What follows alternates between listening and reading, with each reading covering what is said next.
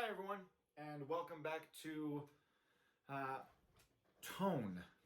Today we're going to be working on tone, and we're going to go a little bit in depth into, again, what makes tone. How are you going to move and create nuance or small little movements and create the most natural sounding tone, or the sound and beauty, the quality of your voice.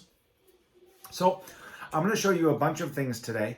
We're going to do a bunch of two-part things and a three-part series on tone.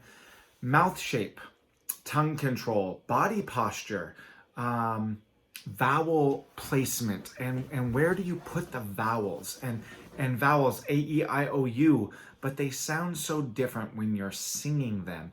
And where do those naturally fall inside of your mouth?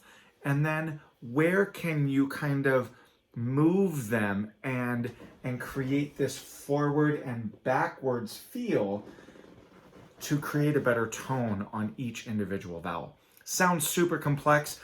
A lot of it is all about playing, figuring out what works best for you. There is no right or wrong. There's just you getting to know your voice a little bit better and really working and practicing with those things in mind. So, mouth shape. Many people will say, oh, it has to be a O to make an O, or we have to have all these exaggerated vowels. Tongue shape and tongue control. It takes a lot to move the tongue in a purposeful manner. Most of the time, it just helps us chew food and speak, and we don't really take a lot of time or thought into how much our tongue really is involved in day-to-day conversation as well as singing. And the other thing is lips. Making sure that your lips aren't too pursed, they're too tight, or they're too loose and you're not actually doing anything.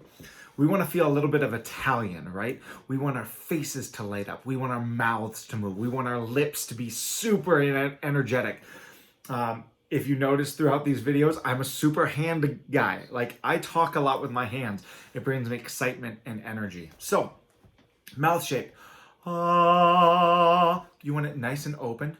You don't want it, just have a relaxed feel. You don't want to look and sound strange. You want to look and sound natural. Tongue placement.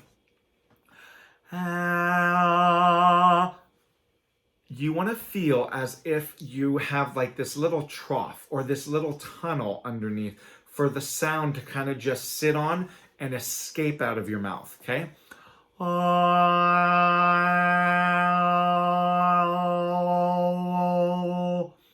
Really, really weird to hear and see, but you can hear how the movement of the tongue changes the sound quite a bit, okay?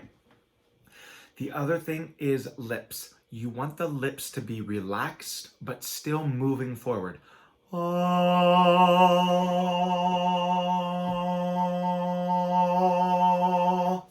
So you can see they're a little bit moving towards the outside.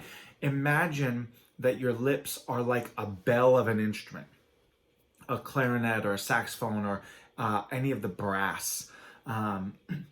It kind of flares out and allows the sound optimal movement away from the instrument.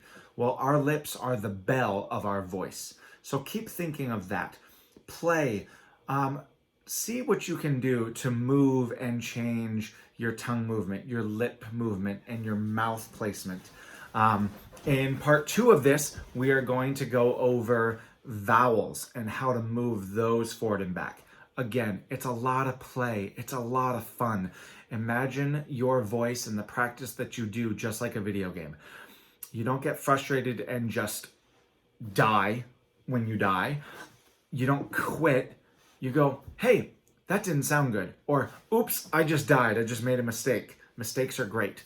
Keep making them. Keep playing. Keep having fun. And begin learning to love your voice.